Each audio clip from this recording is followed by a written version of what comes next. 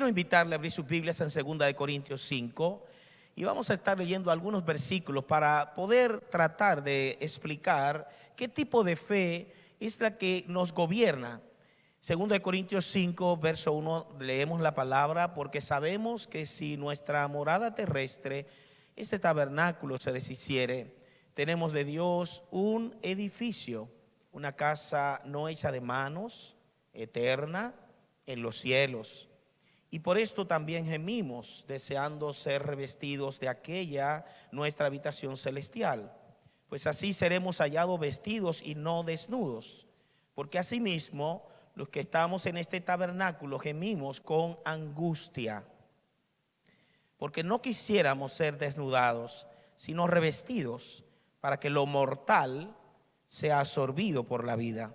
Mas el que nos hizo para esto mismo es Dios, quien nos ha dado las arras del Espíritu.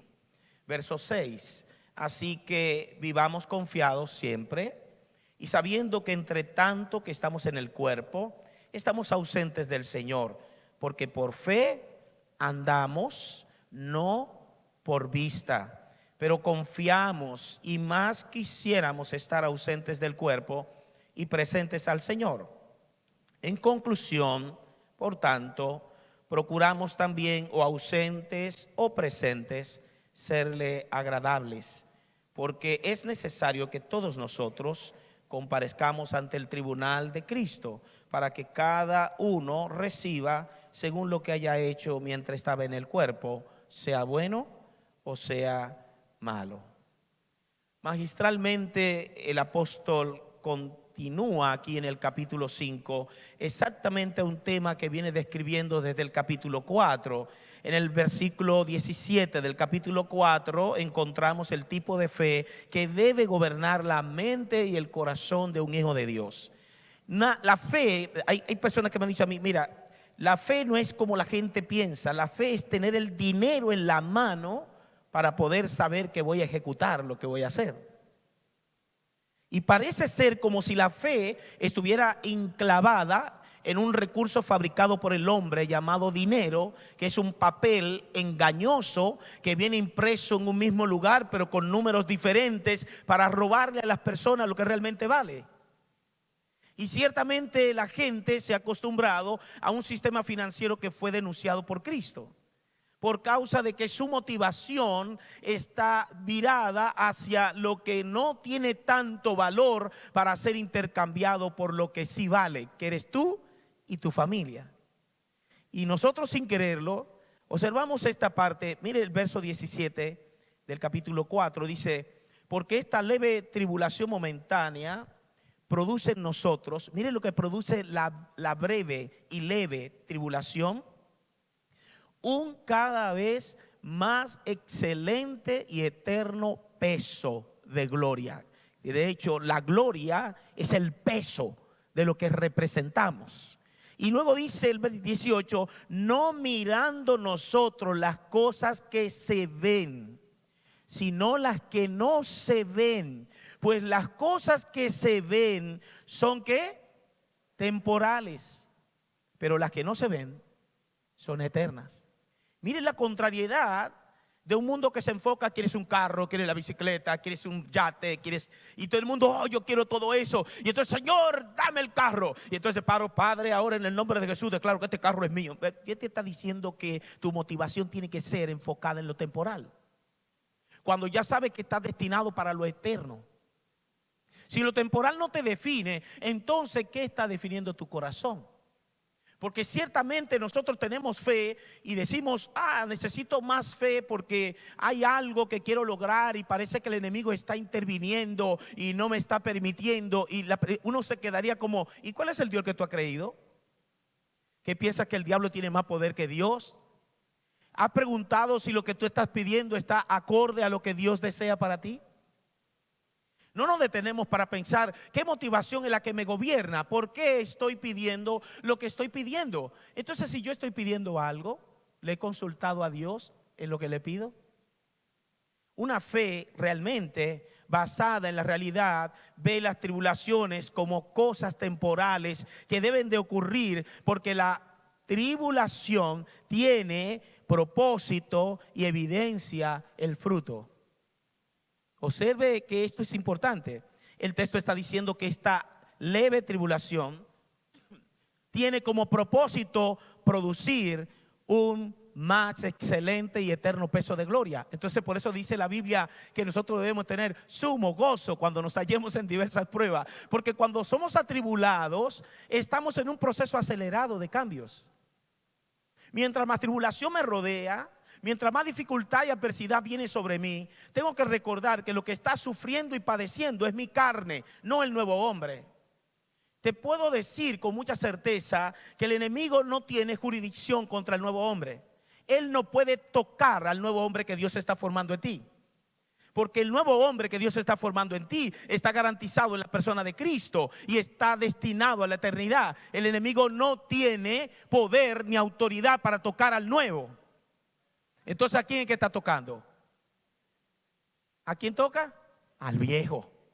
Sufre por el viejo. Te duele por el viejo. La gente que está haciendo análisis y estudios científicos sobre el tema de cruzar de esta vida física al estado llamado muerte, han estado descubriendo montones de cosas, y una de ellas es que entienden que el estado donde tú cruzas de la vida a la muerte es indoloro, no hay dolor para morir. Si duele es por el evento traumático que golpea el cuerpo. ¿Me doy a entender?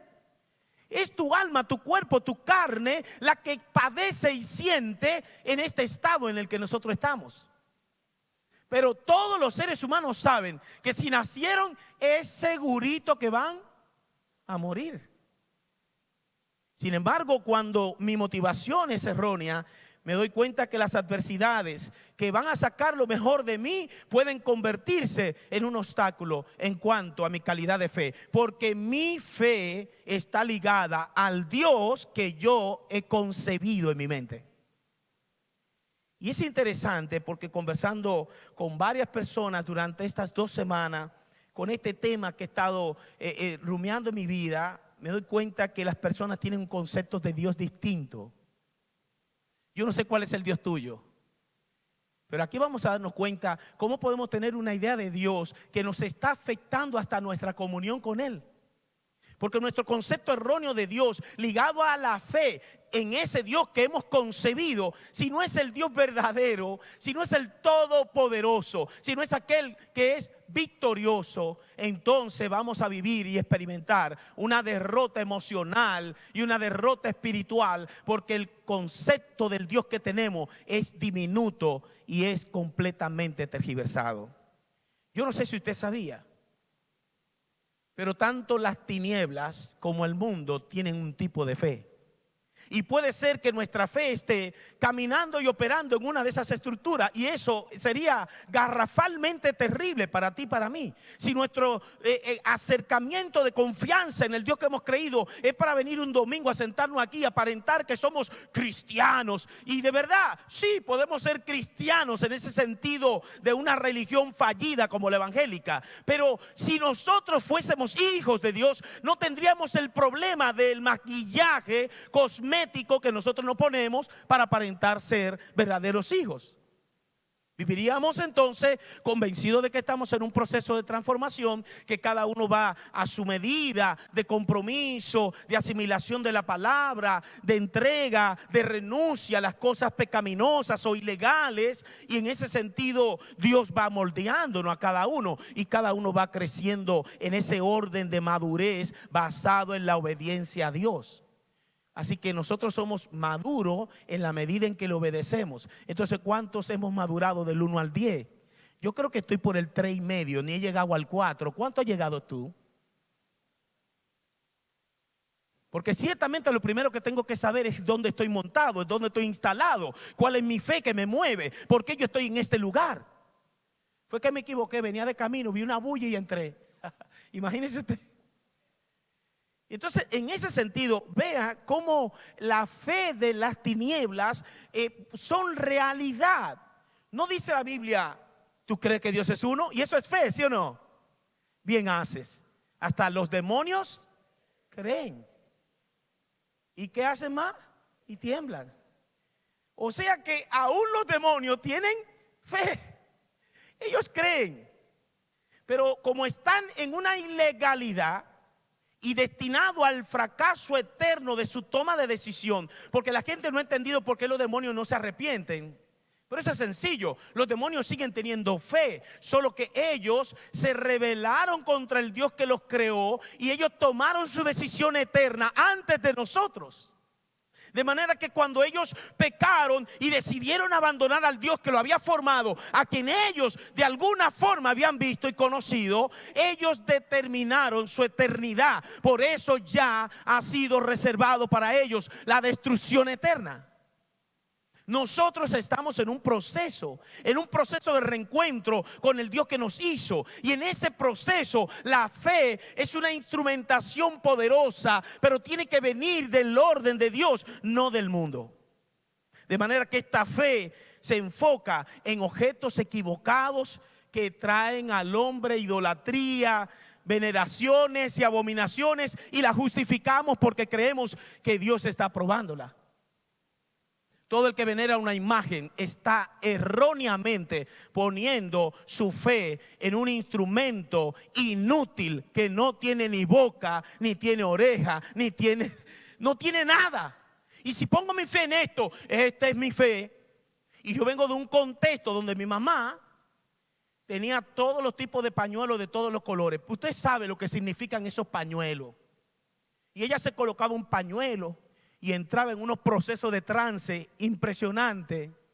Pero un día que ella estaba en ese asunto de apogeo, vino donde mí. Y cuando vino donde mí, después de haber ido a mis hermanos a hacerle los cruces y las cosas con las invocaciones, ella me dijo: no puedo hacerlo contigo. Y yo le dije: ¿por qué? Y ella me dijo: porque lo que tú tienes es demasiado poderoso para mí. Aleluya. Y le voy a confesar algo interesante. Fue en esa semana que yo me convertí a Cristo. Todavía yo no lo tenía por dentro.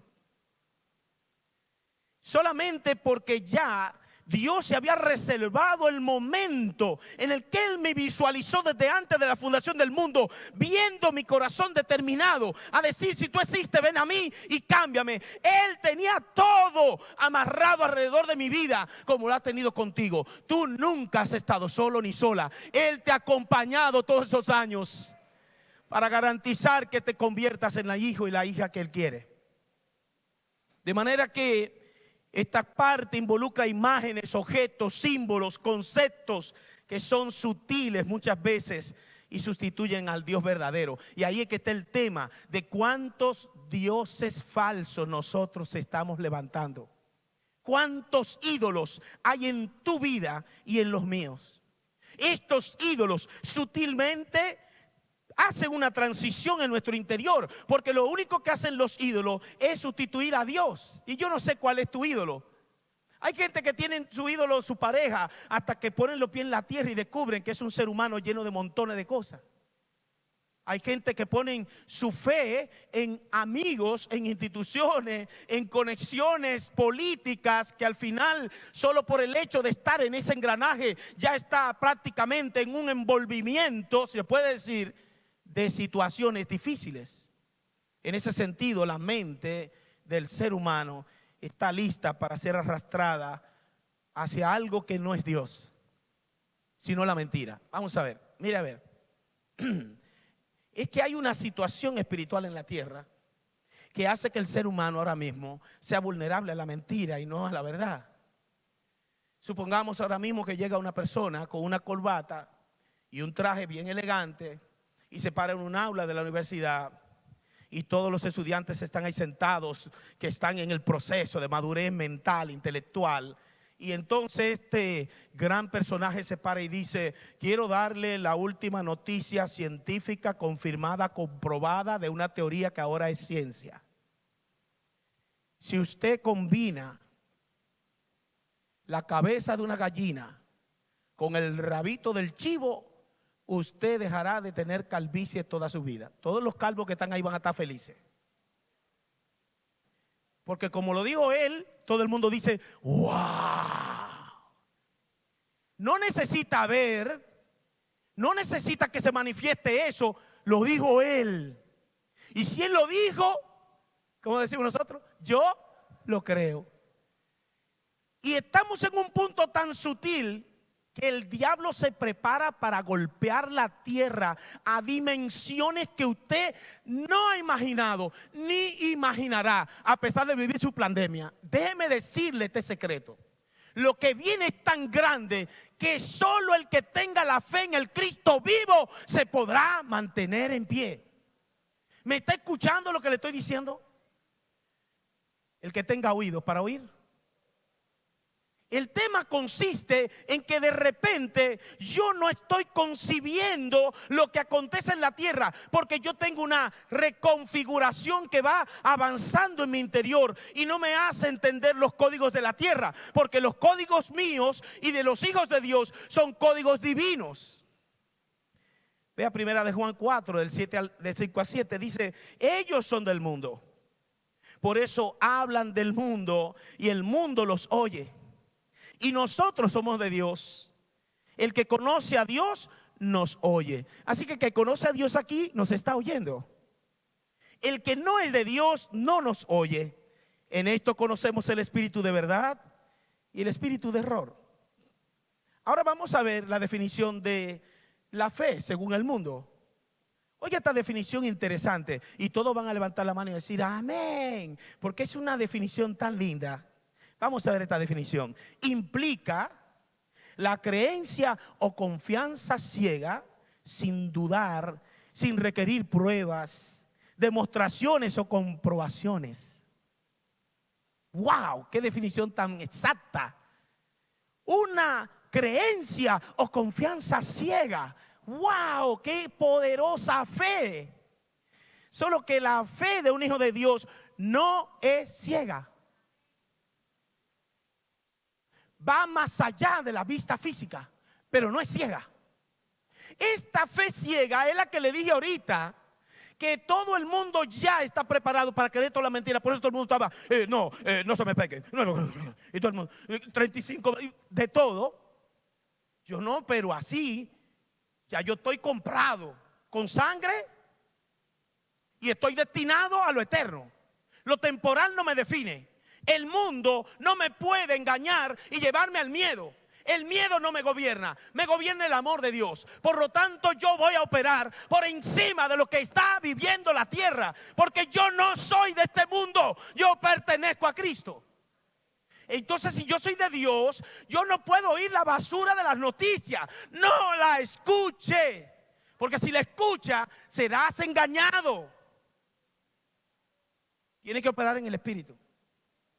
Y esto es un asunto que le estoy hablando de parte de Dios, porque lo que se avecina no tiene nada que ver con lo que ha pasado. Pero el mundo está caminando sobre una estructura de una creencia o fe ciega. Nuestra fe se basa primero en un Dios real que trasciende nuestros sentidos, pero no los anula. ¿Sabe lo que quiero decir? Tiene tus sentidos. Él no anula tus sentidos. No es su intención anularlos. Él permite que tus propios sentidos confirmen su realidad. De manera que, si yo quiero ver cosmológicamente lo que sería un argumento sólido para decir que Dios es real, entonces voy a Romanos capítulo 1 verso 18 y me dice Romanos 1, 18 en adelante que todo lo visible, lo que vemos de la creación, da evidencia tangible de que Él es real. Yo mismo soy la evidencia de que Dios existe. Por lo tanto, existen realidades que no pueden ser vistas o tocadas y aún así son reales. ¿Cuántos aman? A ver, ¿cuántos aman aquí? Ahora, ¿el amor se puede ver? ¿El amor se puede tocar? Pero se puede ¿qué? Manifestar. Se puede demostrar, pero no es visible ni tampoco tangible. Ahora, cuando hablamos del amor de Dios, estamos hablando de un amor sobrenatural.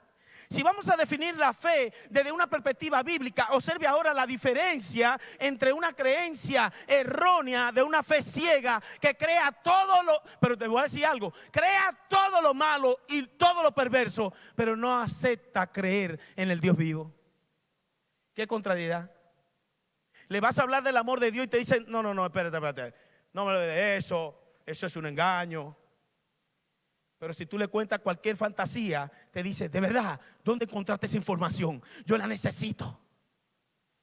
Ciertamente Hebreos 11, usted lo sabe, dice, ahora bien, voy a usar dos versiones aquí. La fe es tener confianza en lo que esperamos. Es tener certeza de lo que no estamos viendo. Otra versión dice, confiar en Dios es estar totalmente seguro de que uno va a recibir lo que espera. Es estar convencido de que algo existe aun cuando no se pueda ver.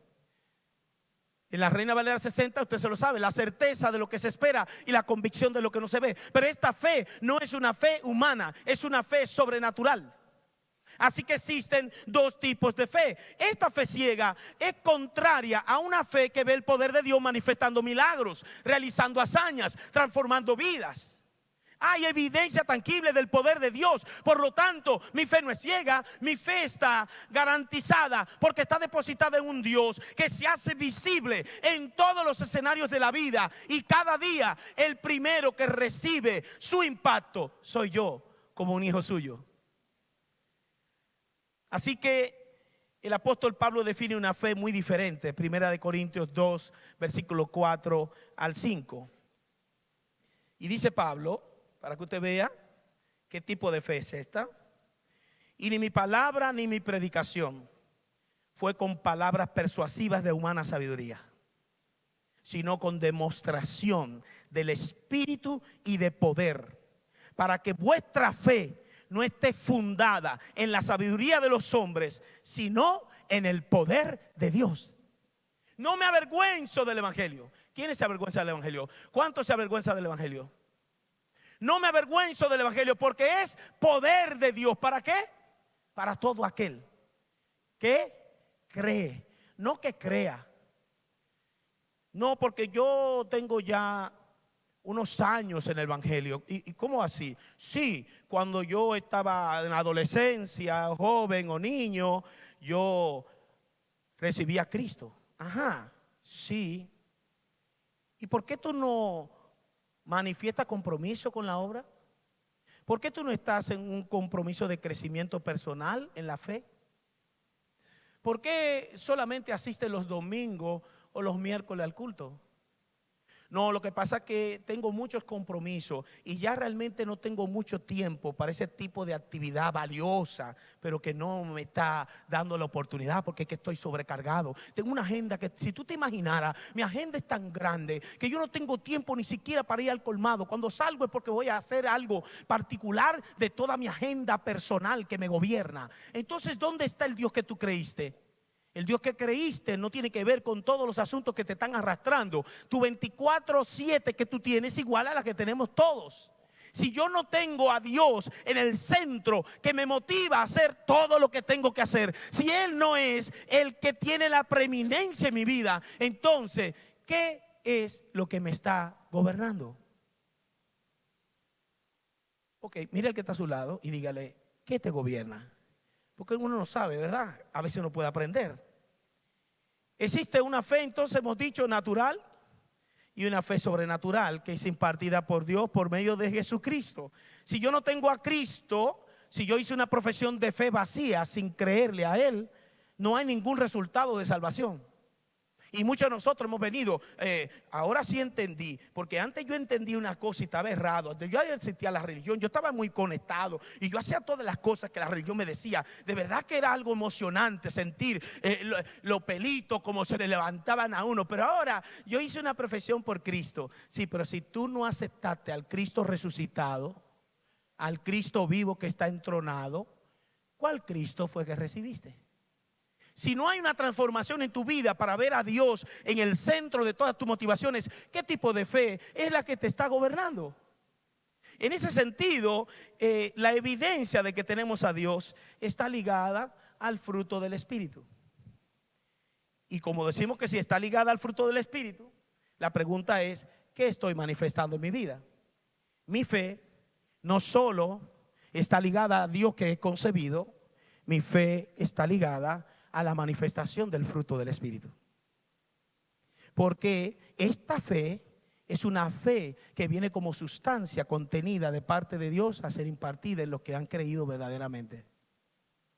Por eso esta fe no es por vista. Esta es una declaración y confianza plena en un Dios que, aunque no han visto nuestros ojos, su manifestación poderosa día a día se hace realidad en nosotros. Por eso le hemos creído. En ese sentido, entonces, vamos a ver si usted puede detectar cuál es el tipo de fe y el tipo de Dios que usted ha concebido. Y yo le voy a decir algunos aquí, porque estuve compartiendo con algunas personas y descubrí qué tipo de fe estaba enraizada en ellos, porque descubrí qué tipo de Dios era el que ellos habían concebido.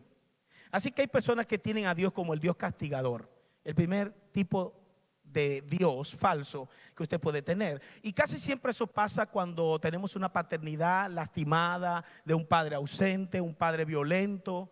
Ese tipo de cosas daña la imagen del Dios verdadero, y en ese sentido nos convierte a nosotros en verdugos contra todo aquello. Déjeme decirle que mi papá era extremadamente amoroso. Mi mamá era la que daba la pela, mi papá no. Mi papá me sentaba en las piernas. Cuando yo tuve mi primera hija, Cristal, ustedes la han visto aquí cantar, mi papá todavía me sentaba en las piernas. Eso quiere decir que yo no tuve un problema de paternidad. Sin embargo, cuando vine a Cristo, yo no entendía a Dios ni sabía su realidad como padre. Yo tuve que entrar en un proceso donde la palabra, que me volví una persona anhelante de la palabra, me volví una persona que quería comerse el rollo desde que me convertí. Y eso quizás me provocó encontrarme con verdades que yo no podía haberme encontrado si me hubiera sentado los domingos a cantar cántico y a tener la Biblia abierta en el Salmo 91 en la casa. Si yo hubiera hecho eso, como muchos evangélicos lo hacen, yo estuviera todavía sentado en un lugar. Porque también tengo que saber que hay personas que sí tienen el Espíritu, sí tienen a Dios, pero se han quedado en un estado infantil porque su fe no ha podido ser procesada. La fe viene por el oír, y el oír por la palabra de Dios. Si yo no tengo la palabra de Dios en mi mente y corazón, ¿qué pensamientos me van a gobernar? Tenemos al Dios indiferente, tenemos a un Dios inalcanzable, tenemos al Dios cruel e misericordia. Y déjeme decirle, el más poderoso que yo considero es el Dios del vientre. ¿Cómo es eso? ¿Usted cree que la Biblia habla del Dios del vientre? Diga conmigo, sí. Existe un Dios del vientre. Yo antes, cuando he predicado en algún momento aquí, lo he mencionado, pero como yo estoy medio barrigón, y cuando yo hago así digo, controlado y gobernado por la barriga, estoy hablando del Dios del vientre. El Dios del vientre es aquel que nos lleva a la avaricia, a lo insaciable del mundo. Estamos tan conectados con la tierra que tenemos un hambre de devorar todo y que todo circula alrededor de nosotros. Padre, reprendo al diablo. Sí, porque todo lo que tú quieres ahora es el diablo. Pero es que te has llevado de tanta necesidades falsas que has creído que eres infeliz, que eres una persona que no tiene valor, que no tiene recursos, porque fulano, mira la casa que tiene, fulano que viene, y usted ni sabe lo que va a pasar con fulano. Ese tipo de fe enfocada en el Dios del vientre hace que una persona termine completamente desubicado del Dios verdadero.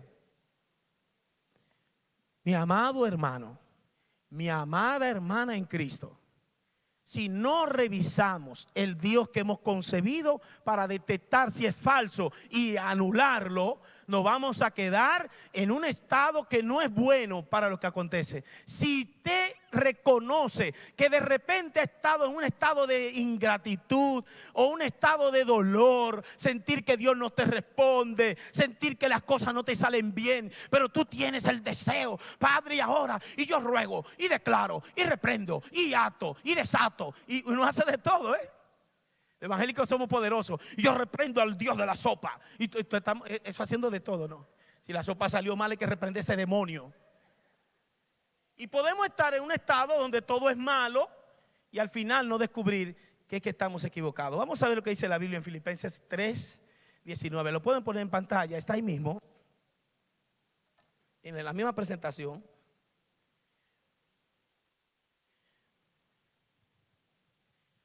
Ok, dice aquí,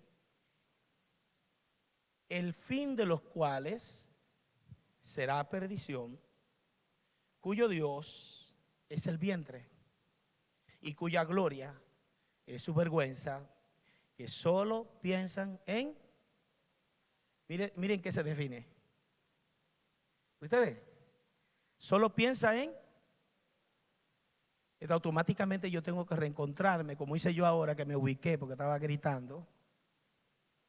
Y entonces tú te reencuentras y dices, espérate, al paso, para que se pueda digerir mejor.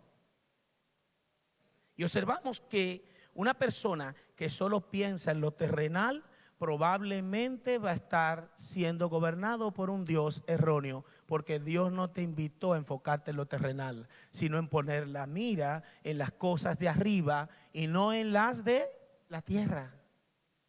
Fíjese, cuando pongo la mira en las cosas de arriba, yo voy a estar enfocado en las cosas que van a permanecer. Si pongo mi mira en las cosas de la tierra, yo voy a distraerme. Y puede ser que no sea malo. ¿Porque es malo dormir en una buena cama? No. ¿Es malo tener un vehículo cómodo? No. Lo malo es por qué me motivo a tenerlo.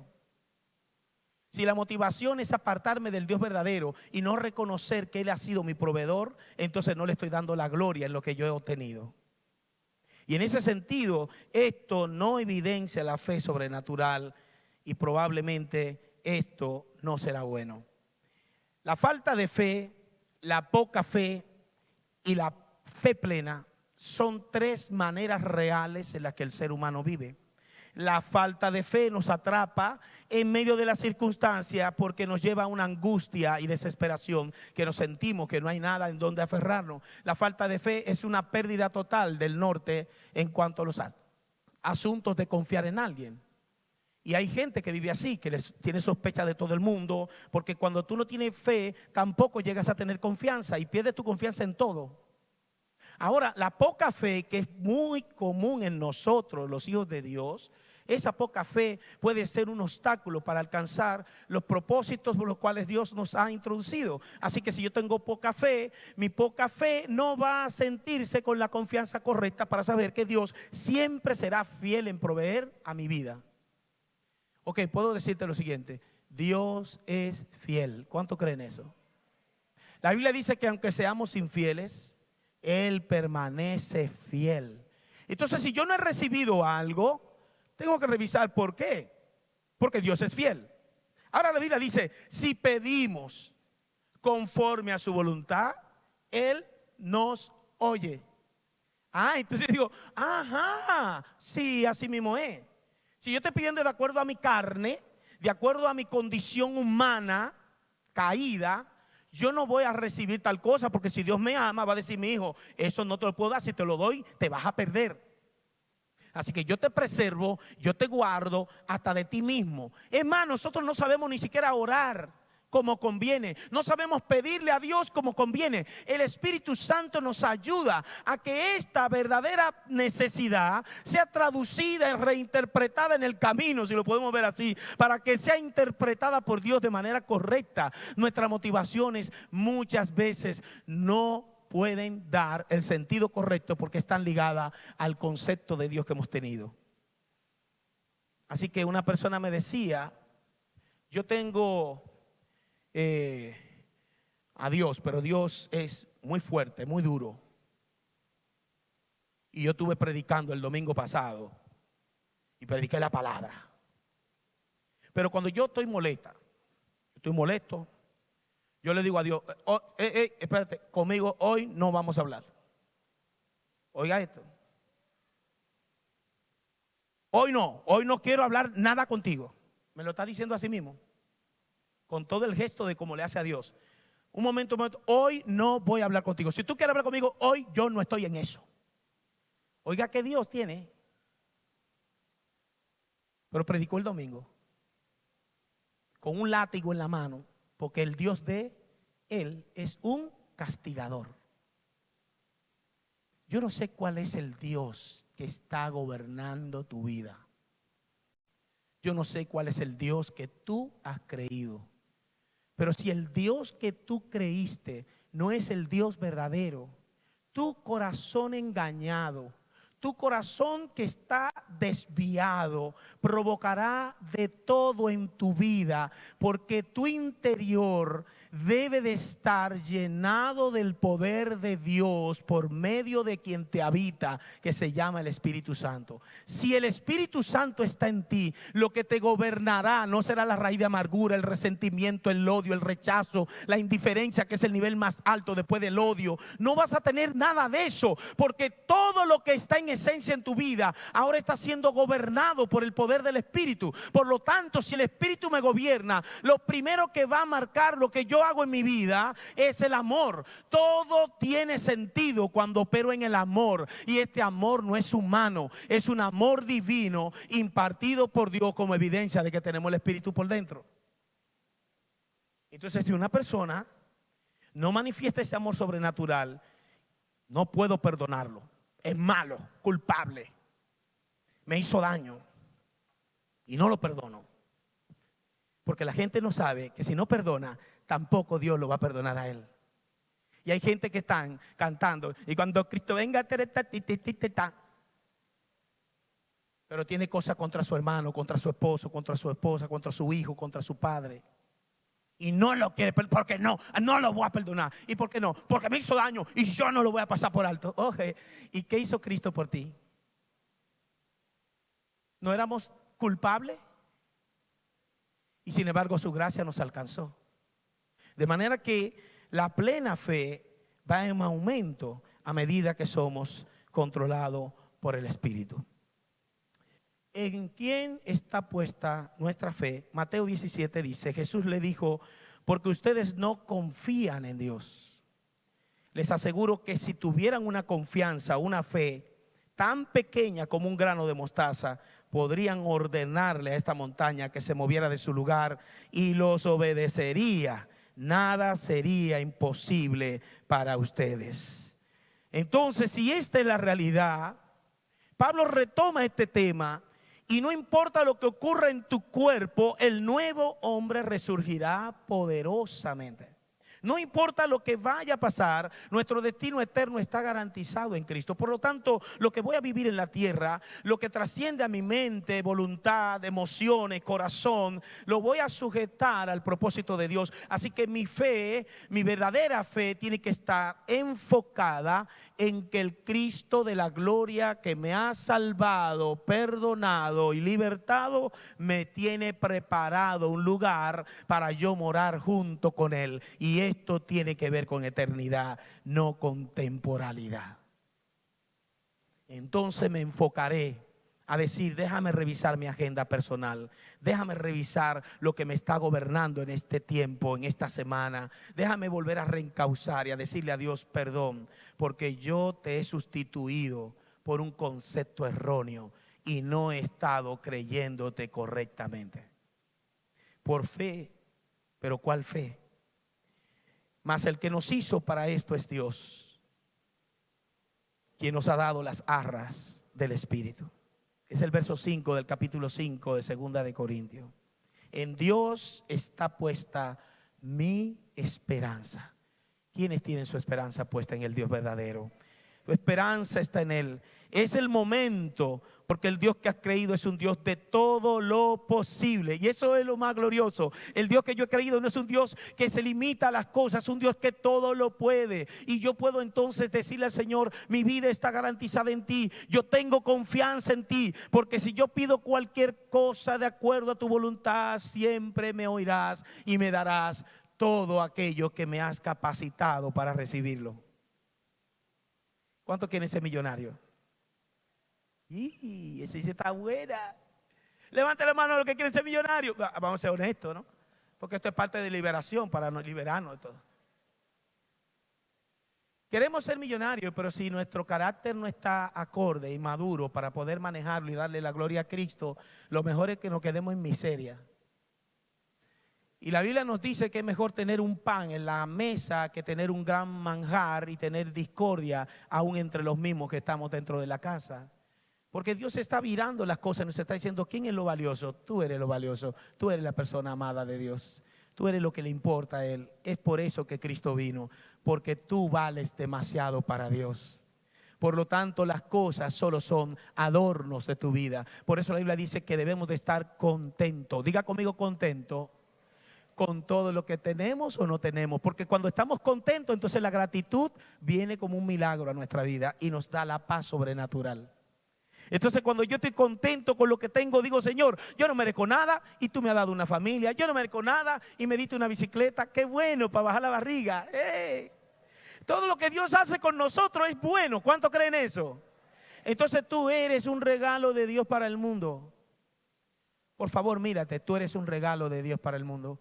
Mira que está a tu lado y dile: yo soy un regalo de Dios para el mundo. Tú eres un regalo de Dios porque Dios está en ti y te ha convertido en un hijo, en una hija, para ser de bendición a todos aquellos. Y la única manera de hacerlo es el desprendimiento de una oración que mata lo almático y nos conecta con el propósito.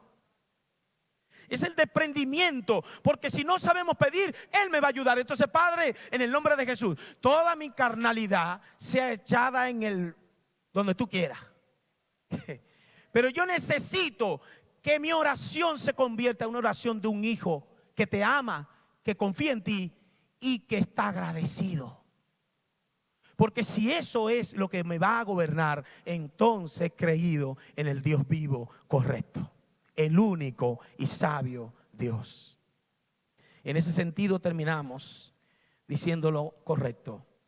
Nuestro entendimiento tiene que ser ensanchado. Los sentidos y el ojo del entendimiento tiene que ser abierto en nuestras vidas. Y solo por el poder del Espíritu y la palabra puede ocurrir eso. Yo necesito ver como Dios ve.